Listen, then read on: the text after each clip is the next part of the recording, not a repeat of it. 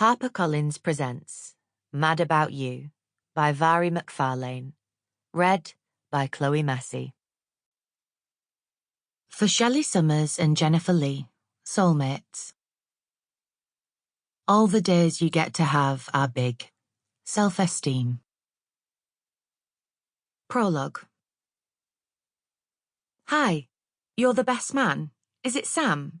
I'm Harriet. I'm the photographer today. She raised the Nikon D850 round her neck on a strap, by way of unnecessary corroboration. Is the groom around? The best man looked at her with an expression of taut desperation. He was coated in a pastry glaze of sweat, like he'd been brushed with an egg wash and would form a golden crust at 180 degrees. A very awkward pause ensued, where Harriet wondered if he could speak. "He's gone, Harriet," Sam croaked, eventually, with wild eyes. He uttered it with the kind of brokenness and weight people usually reserved for when they meant pass to the other side. Who's gone? "The groom!" The best man gestured with both arms outstretched at the empty space next to him. Harriet checked her watch. 10 minutes to the official kick-off. "Get him back pronto, or she'll arrive without him here," she whispered urgently.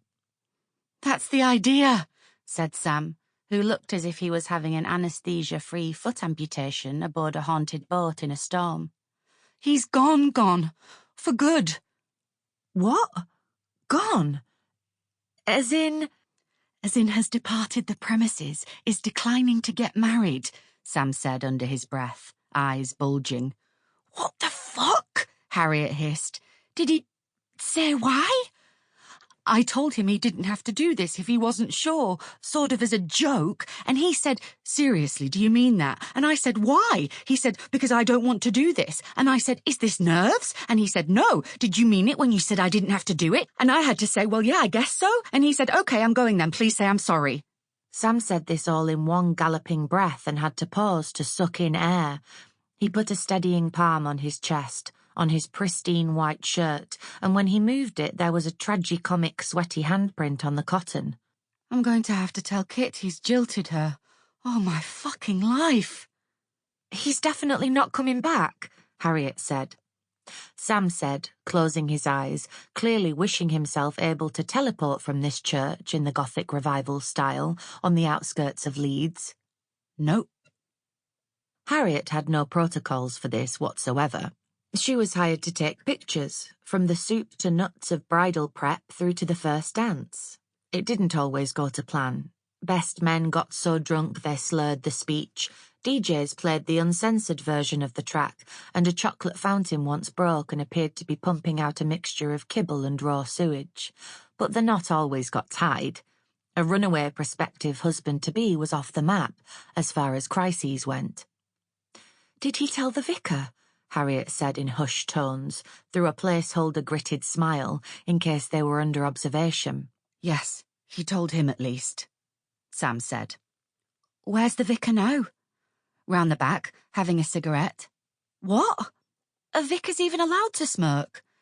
"I don't know, but under the circumstances, I didn't feel I could tell him not to." Harriet nodded, one for God to judge. "Did I cause this, with my stupid line about how he didn't have to do it?" Sam genuinely looked like he might cry. "No," Harriet said, in an emphatic whisper. "This isn't exactly something you'd do purely through the power of suggestion." "I should walk out to meet her, shouldn't I?" Sam said. "It'll be worse if she gets to the door?" "Oh, God, definitely," Harriet said.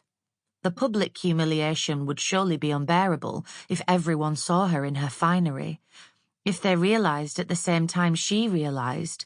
The Christina who'd hired Harriet didn't seem the type to take any disappointment well, let alone catastrophe. She was doll-tiny, with jet-black hair and a self-assured, borderline haughty demeanour. The groom had been too busy to meet Harriet during the standard planning stages, and now she was wondering if that was significant. "If he's definitely not coming back?" Sam's face was panic and agony. "He's not." "I can't believe he's done this to you. And to her," Harriet said, aware that it was a slightly odd statement given she didn't know the tosser. "I can't Sample complete. Ready to continue?